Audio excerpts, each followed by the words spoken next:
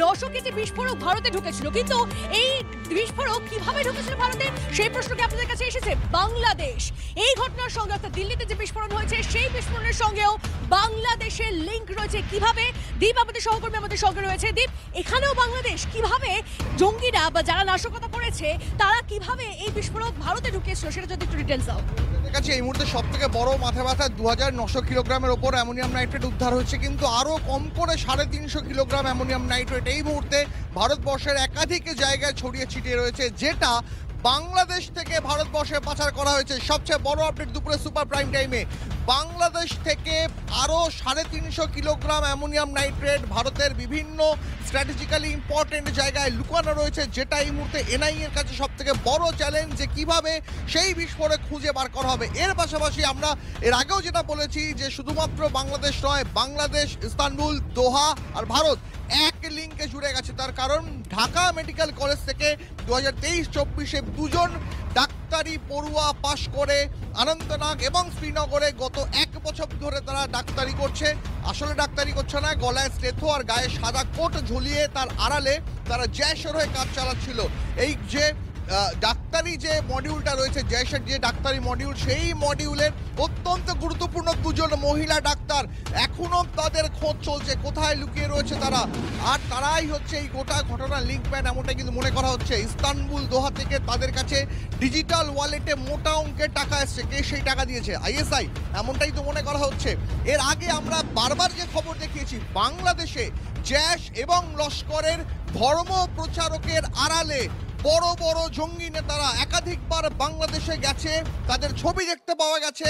এমনকি বাংলাদেশ, দীপ, এখানে তো আরো একটা বিষয়, আমরা কিছুদিন আগে খবর দেখিয়েছিলাম যে আইএসআই বাংলাদেশের মাটিকে ব্যবহার করতে চাইছে, সেখানে তাদের দপ্তর, আইএসআই দপ্তর, সেই দপ্তর করার অনুমতি বাংলাদেশ সরকার দিয়ে দিচ্ছে। সেটাই বলছিলাম যে বাংলাদেশকে যে একটা রুট হিসাবে ব্যবহার করতে হবে, সেটাই কিন্তু এই মুহূর্তে মানে অপারেশন সিঁদুরের পর যেহেতু পিওকে কে ব্যবহার করে ভারতে অনুপ্রবেশ করাটা কার্যত অসম্ভব হয়ে গেছে, তাই জৈশ এবং লস্করের বড় বড় জঙ্গি নেতারা ধর্ম প্রচার করার আড়ালে তারা বাংলাদেশকে ব্যবহার করে, বাংলাদেশের মাটিকে ব্যবহার করে ভারতে নাশকতার ছক কষেছিল। বাংলাদেশ এই মুহূর্তে যে ছবি আমরা আপনাদের একাধিকবার এর আগেও দেখিয়েছি, বাংলাদেশ কিন্তু এই মুহূর্তে এমন একটা জায়গা তৈরি হয়েছে যেখানে পাকিস্তানের সেনাকর্তাদের সঙ্গে বাংলাদেশের ইউনূস সরকারকে একাধিকবার ছবিতে দেখতে পাওয়া গেছে। তার মানে কোথাও একটা বাংলাদেশের মাটিকেই যে ঘুরপথে আইএসআই এবং পাক সেনা তারা ভারতবর্ষের বিরুদ্ধে নাশকতার কাজে ব্যবহার করছে, সেই ছকটাই কিন্তু আস্তে আস্তে এবার রিভিল হয়ে যাচ্ছে এই গোটা ঘটনার সূত্র ধরে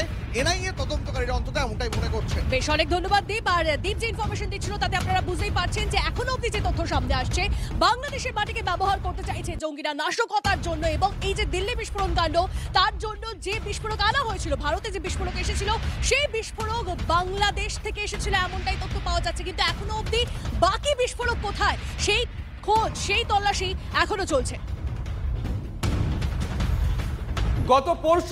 গত পরশুদিন দিল্লিতে বিস্ফোরণ, তারপরেই আমরা দেখলাম দেশের প্রত্যেকটা বড় শহরে গুরুত্বপূর্ণ জায়গাগুলোতে হাই অ্যালার্ট জারি করা হয়েছে, বিশেষ করে সীমান্তবর্তী জায়গাগুলোতে।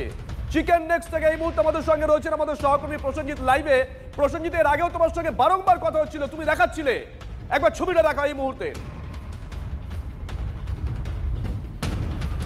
দেখো, আমি যেটা অত্যন্ত উদ্বেগের বিষয় যে গোটা দেশ জুড়ে কিন্তু প্রায় 3200 কিলো যে অ্যামোনিয়াম নাইট্রেট আনা হয়েছিল, তার মধ্যে থেকে 2900 কিলো উদ্ধার হয়েছে।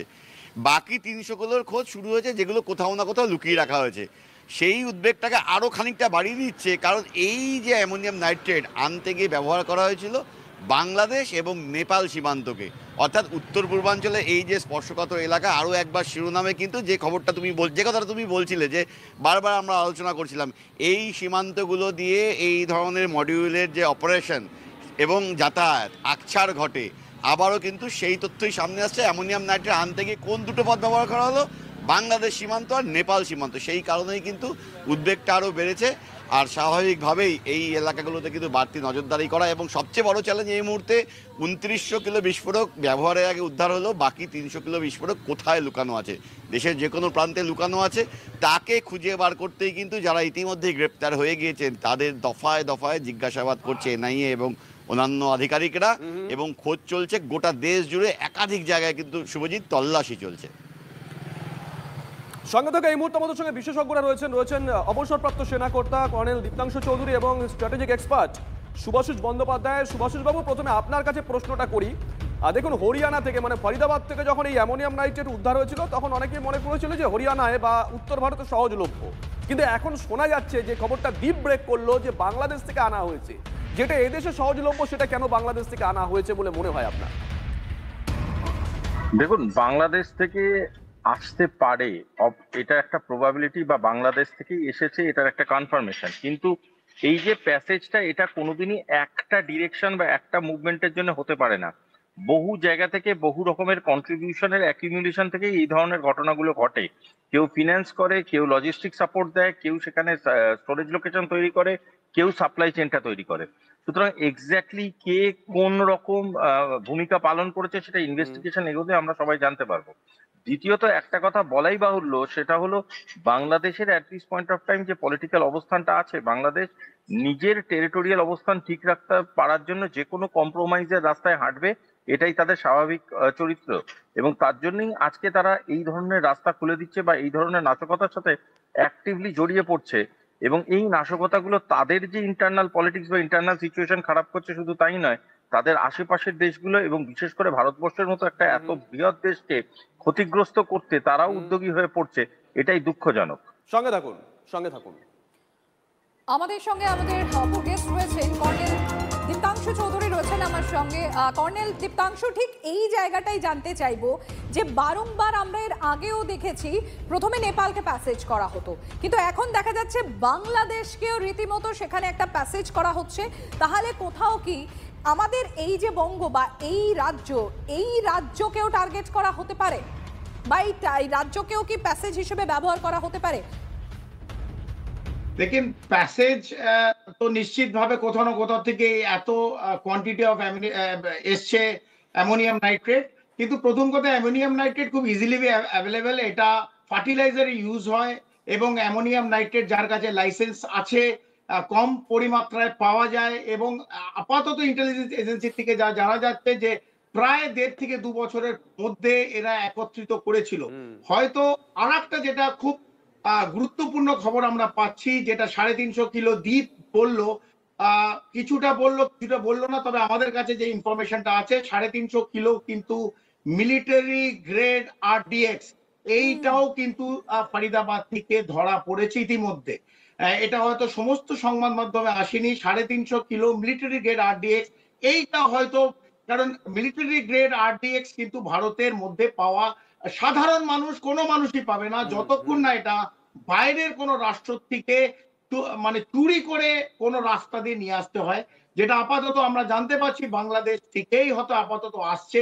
কারণ আমরা সাইফুল্লাহ চৌধুরী বাংলাদেশ থেকে যদি আসে তাহলে আপনাকে আবারও সেই একই প্রশ্ন একই বিষয়ে আমরা চলে যাই। তাহলে এই ত্রিপুরা, অসম, বাংলার মাটি ব্যবহার করলে তো মোটামুটি এইটাই ব্যবহার করাটা সুবিধাজনক যারা ট্রান্সপোর্ট করে তাদের কাছে, তাই না? সেক্ষেত্রে এখানকার রাজ্য সরকারের ভূমিকা, এখানকার প্রশাসনের ভূমিকা একদম খুব সোজা। বাংলাদেশ থেকে ভারতবর্ষে ঢোকা এত 4096 কিলোমিটার, বিশেষ করে পশ্চিমবাংলা প্রায় 2217 কিলোমিটার।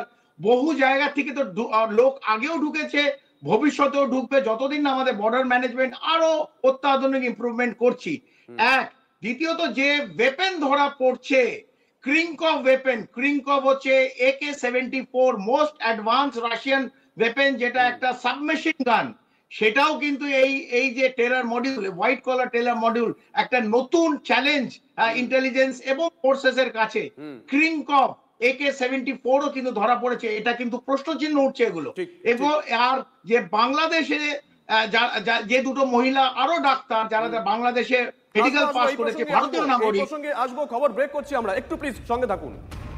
আর যে ব্রেক খবর আমরা করছি সেটা হচ্ছে আরো 2 মহিলা ডাক্তারের খোঁজ করছেন তদন্তকারীরা। আপনাদের জানাই এই 2 মহিলা ডাক্তারের খোঁজ হচ্ছে কোথা থেকে না, ঢাকা বিশ্ববিদ্যালয় থেকে এরা পড়াশোনা করেছেন, ঢাকা মেডিকেল কলেজ থেকে। সেখানে 2024-এ ঢাকা মেডিকেল কলেজ থেকে পাশ করে এবং দুজনের বাড়ি শ্রীনগর আর অনন্তনাগে। জঙ্গি ডাক্তারদের মূলত লজিস্টিক সরবরাহ করত এই 2 মহিলা ডাক্তার। ইস্তানবুল ও দোহা থেকে ওয়ালেটে আসতো টাকা, মানে দিল্লি বিস্ফোরণে এবার জুড়ে যাচ্ছে ঢাকা, দোহা, ইস্তানবুল। আপনাদেরকে আরো একটা বড় তথ্য দিয়ে রাখি, দিল্লি বিস্ফোরণের নেপথ্যে আরো চাঞ্চল্যকর তথ্য আসছে। এই উমর মোজাম্মেলদের মূলত টার্গেট ছিল 26শে জানুয়ারি, এমনটাই তথ্য পাওয়া যাচ্ছে। আপনাদেরকে জানিয়ে রাখি, হোয়াইট কলার মডিউলের উদ্দেশ্য ছিল 26শে জানুয়ারি লালকেল্লা চত্বরে হামলার ছক। বড়সড় নাশকতার জন্য 2 বছর ধরে বিস্ফোরক জোগাড় করছিল উমর শাহিনরা, এমনটাই তথ্য সামনে আসে। আর কি জানা যাচ্ছে এই বিষয়ে ডিটেলসে জানবো আমাদের প্রতিনিধি শান্ত আমাদের সঙ্গে রয়েছে গ্রাউন্ড জিরো থেকে। শান্ত,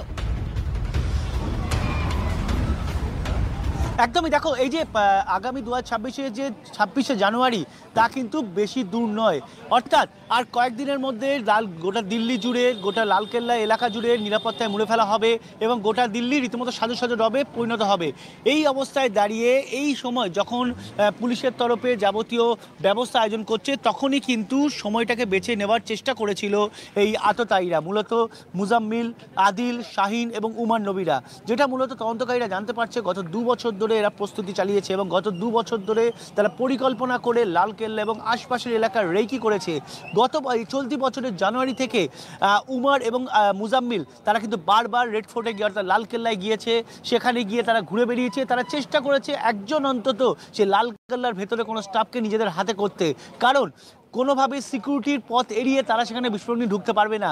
যদি ভেতরে কেউ তারা হাত করতে পারে, তাহলেই ভেতরে তারা বিস্ফোরক সঠিক জায়গায় রাখতে পারবে, যেটা 26শে জানুয়ারি তারা বিস্ফোরণ ঘটানোর পরিকল্পনা নিয়েছিল। এবং তার আগেই উমর পালাতে গিয়ে ধরা পড়ে যায়, ব্লাস্ট করায় রেড ফোর্টের গেটের সামনে। অন্যদিকে আদিল, মুজাম্মিল এবং শাহিনরা ধরা পড়ে যায় বিপুল পরিমাণ বিস্ফোরক সহ।